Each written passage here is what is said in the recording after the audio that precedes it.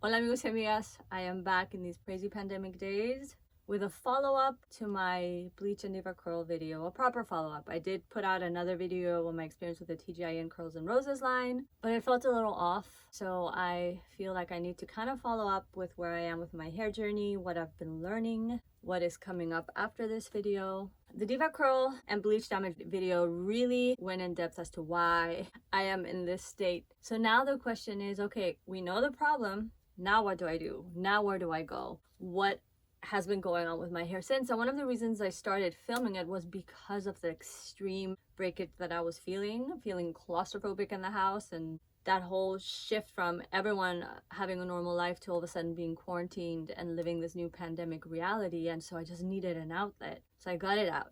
But my breakage continued. Getting it out doesn't magically fix my hair. I still have to live with it day to day. The very short version, my hair is damaged here. The entire crown of my head has sustained the largest amount of damage. There are layers that are left that are still long that have damage in them, but as you can see, they're not curling properly.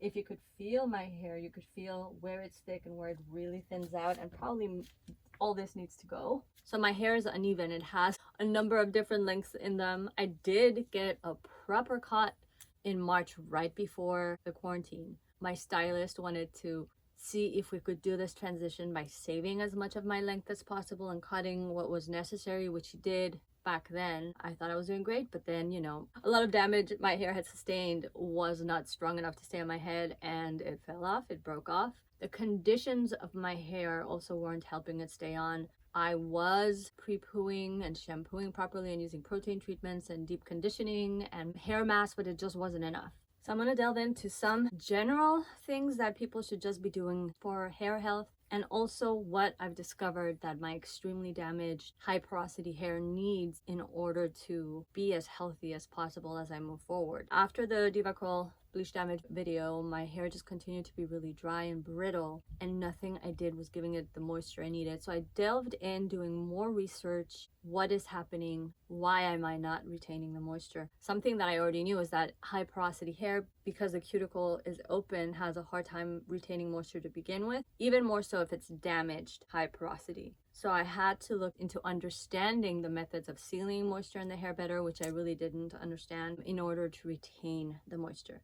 So first, the basics.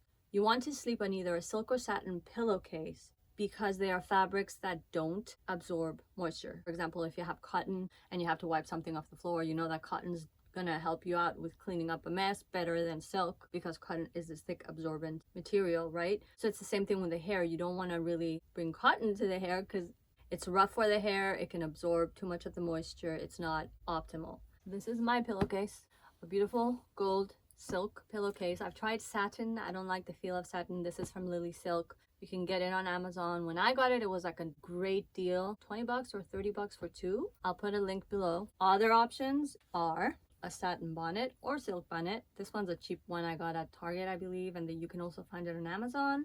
Or a silk scarf that you can use to tie your hair up at night and sleep in. Some people, when they use a silk scarf or a satin silk bonnet, use a regular pillowcase. Others go the full way and do either a silk satin pillowcase in addition to something on the hair at night. I use these sometimes, especially if I travel and I don't want to take a pillowcase with me. But at home, I'm more comfortable just being wild and sleeping freely on my pillowcase. And recently, with a new method that I've been employing with my hair, I actually wake up with not super crazy looking hair, which is rare for me with looser curls.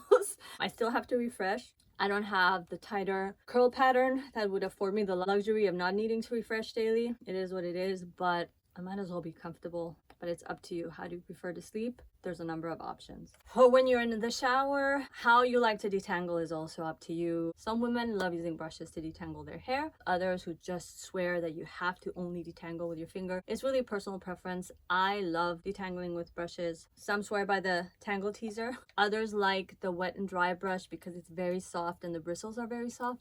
I don't like very soft bristles. This is just a cheap find at TJ Maxx. I love the curved edge. The bristles are soft enough, but not as loose and soft as wet and dry brushes, and that's my personal preference. When I was younger and my hair was full and I wasn't missing anything, I would have horrific matting and tangling, and even then I still like these kind of brushes. Now I really don't have an issue with tangling, and this just glides through my hair, so it's up to you.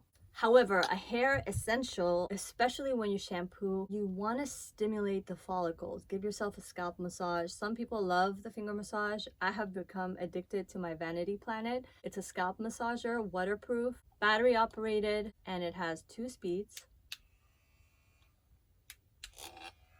And you just put the shampoo and then just massage it in, take your time, and then rinse. And this is just a great routine to have if you're not giving yourself oil treatments and massaging oil into your scalp and whatnot, but you just want to incorporate a massage into your routine. This is the best way to do it, and it's super helpful, and it feels so amazing. It really becomes addicting. I have no idea if I left my bathroom door open, so there may be shots where I did and I totally spaced that I should close it for continuity, so whatever. I don't want to have to film this video again because this is my 3rd attempt. If I left it open, yeah, this is my closet and my little tiny bathroom is here. You would be surprised at how many products a girl can fit in such a tiny bathroom. Moving on, this has proven to be super essential. One of my luxury moments of showering. It's a very simple luxury. Some people swear by microfiber towels. I'm not crazy about microfiber towels. I don't know. They're not as damaging for the hair as cotton, well, harsh, thick cotton towels. But this one is 100% cotton, but like t-shirt material. So you can either use an old 100% cotton t-shirt, or you can get this, the Repair. I got it on Amazon. I think it was $20, and it feels great. It's a very nice, gentle, non-abrasive way to be there for your hair. And one thing you will see me consistently mention in videos, because it's a consistent part of my routine, is this heat cap. It's called the Hothead by Thermal Hair Care. Worth every penny, and it's not that expensive. It's about $30. This is a regular size. They also have extra large.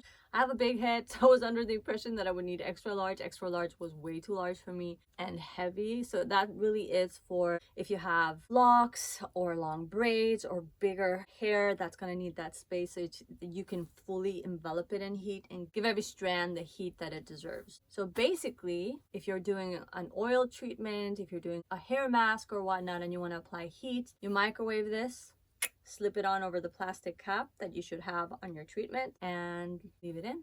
And it's incredible. The heat pretty much opens up the cuticle. Not that high porosity really needs that extra help, but even though there's a lot of stylists and hair experts that will say, well, you don't really need to do that for high porosity hair because the cuticle is already wide open, I have noticed a difference. I have tried both oil treatments for pre-pooing and hair masks without the heat, and my hair doesn't feel as nourished and silky as it does when I use the Hothead. We have the basics. These have been godsends for me in my hair journey, and getting into techniques and some knowledge that I've gained since I posted my Deva Curl damage, bleach damage video. Why was my hair so dry? I was pre-pooing, I was using a leave-in for moisture, I was doing hair masks, I was being so good and following all the rules. Not CGM, I'm not CGM. So my hair was still dry, brittle, breaking off. If I touched it, it just felt like straw, and it was just distressing.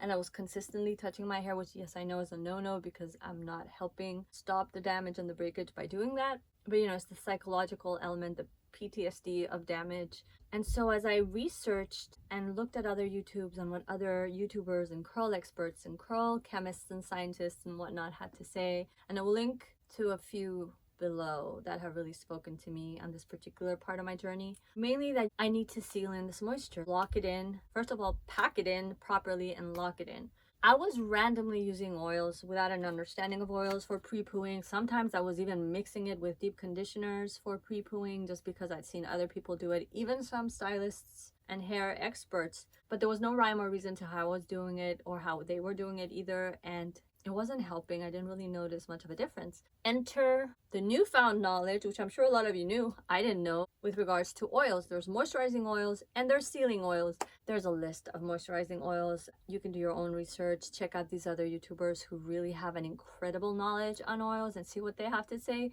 I believe coconut oil, olive oil, babasu oil, avocado oil are a few moisturizing oils. Moisturizing oils, basically, it's what it sounds like. They moisturize the hair. How? By penetrating deep into the hair shaft, filling in the gaps. They're full of nutrients and fatty acids and different amazing yumminess that I can't remember the names of that the hair needs, and each oil has its own particular set of qualities. So that's why you want to do your research, see what it is you feel your hair needs and what oil speaks to you the most. Give them a try, what works the best. And by doing so, it also helps not only nourish the hair but strengthen the hair. If you are high porosity and or damaged high porosity especially, you don't want to go into a shampooing situation, whether you are sulfate free or have shampoos that have sulfates like I use. I love my shampoos with sulfates. You want to give that hair that extra help and that extra strength going into the shampooing to prevent breakage, to prevent dryness. And I definitely need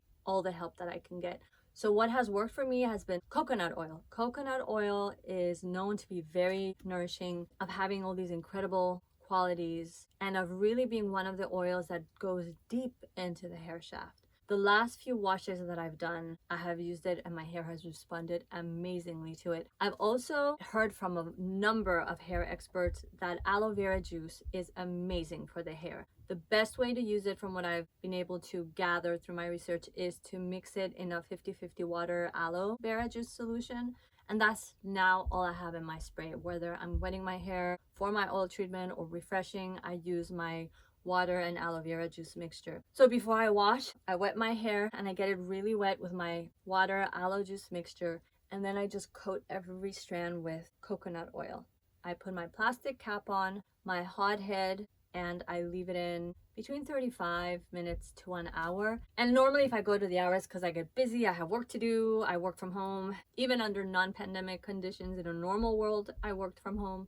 And so I can get distracted, but I don't let it go past the hour. Most curl experts will tell you there's really no need to leave things in your hair overnight, because your hair will absorb really everything it needs in about a half hour. So beyond that, it's really a moot point. And especially high porosity hair, the cuticle is so open. Things go in there and they go in there fast. It's just a matter of, can you keep them in there? So after my coconut oil pre-poo treatment, I wash it off. I use a protein protocol with Apogee, more on that in an upcoming video. Wash it off, do my little protein thing, and then I add in a hair mask. And then for my hair mask, I do the same thing. Plastic cap, and then my hot head, 35 minutes to 1 hour. Rinse that out. And what has changed the most after that is that before it would be a matter of leave-in, stylers, diffuse, and go. Now I follow the Loc method. Loc, the initials LOC, stand for the following. L is for liquid or leave-in. O is for oil. C is for cream. So I'll put in, well, my liquid, my hair's wet. If for whatever reason it's dried a little, which damaged high porosity hair is prone to do, I will refresh real quick with my water aloe vera juice mixture. I will pack in my leave-in conditioner, get it into my strands. Before, I was very light-handed with my leave-in, being really concerned about whether I'm going to weigh my hair down or not. Now I just focus on, am I giving my hair enough moisture? I'll deal with what it looks like later. I'm not afraid to experiment, and that's basically what you have to do. Experiment, see how your hair is reacting. If it is too much and it's getting moth going to my clothes, oh my god. If it is too much and it weighs your hair down, no biggie, try a different amount next time. So I pack in my leave-in, and then the next step is to apply an oil. So now for this stage, it's a matter of applying sealing oils. You don't want to really use moisturizing oil here, because the objective is not to penetrate the hair shaft with an oil. You want to coat the hair strands in a sealing oil, and what sealing oils do is that they lock the moisture in and not allow it to come out, so your hair is going to be happy and have everything that it needs in the strands. There's a number of different sealing oils with different weights, different ways they'll affect your hair. So some that are heavier, some that are lighter. I haven't really tried black Jamaican castor oil too much, though I've heard it's an incredible one with all the nutrients that it gives the hair, but it is a thicker, heavier one. I've mainly tried jojoba oil, which is lighter, and the reason I opted for that is because it's the oil that most resembles sebum, the natural oils from the scalp that get into your hair. And so I felt that that would also work better with my hair, since it gets weighed down so easily. And after I apply the jojoba oil to seal in the leave-in, I add the cream. So that can be like a moisturizing cream, like a type of daily conditioning cream or whatnot that you add to the hair, creams or butters. And after that, I style and I diffuse. And one more handy dandy tool that for me is essential is my Xtava Black Orchid diffuser. I am in love with this diffuser. It has air holes in all the teeth. So the nice thing is that it gives you that heat down to your roots. If you have a thicker nozzle, it has a ring that you can take out. When the ring is in, it fits most standard nozzles. So this is a great way to give heat. You really don't want to apply heat directly to the hair. I always use my diffuser. I am trying to train myself to use the medium heat setting and not the high. I do like the high, but I have trained myself to use the medium speed. So trying to be better with my use of heat, even though it's with a diffuser. And then diffuse and go. Right now I have day 3 hair, and the way that I have noticed my hair respond to the Loc Method and to pre-pooing with coconut oil has been astounding. My hair no longer feels dry. It no longer feels brittle. Now my problem is that I keep wanting to touch it because it feels so good. Keep in mind that my hair has all these different lengths. It is overdue for a cut, and even then you will see that it's actually curling. These little bits are curling, and they're trying to make their way into tighter 3B curls. I'm normally a 3A. I have a wider, well, I thought I had a wider curl pattern. And one thing that at least has helped lift me out of this hair funk and depression that I really had fallen in. I swear I would wake up obsessed with my hair, upset that it was so dry, fixate on that all day, and go to bed depressed. So now I feel somewhat uplifted in my spirits with more hope because my hair is curling better. I mean, I have oils in my hair and it's responding to it. I never knew that oils could do this to my hair. I always thought, oh, that'll work better for tighter curl patterns. They can absorb more oil, or that lower porosities did better with oil. No, high porosity hair, not only is it essential to the hair, but it responds well. It's just a matter of understanding the difference between moisturizing and sealing oils and knowing how to use them. And even here, and keep in mind again, day 3 hair, this is damaged hair, and it didn't want to curl or would give me a funky wave, and now it has like such a cute little pattern. The healthier layers of my hair are responding really well. They're tighter than they were before, and they're forming little ringlets. You see? I'm really looking forward and anxious to be seen by my stylist so that I can just chop all this off and really start with fresh hair and see how it responds to all these things that I've learned and changes that I've implemented. I mean, at least the one positive thing of all my damage is that it forced me to do my research and understand hair better. And oh my god, I have spent a lifetime not really knowing how to live with my curly hair, and I thought I did. Now I'll admit I do have some apprehension that I hope is unrealistic, because I do want to keep bleaching my hair and remain a blonde, and I managed to be a blonde successfully for 4 years before my damage.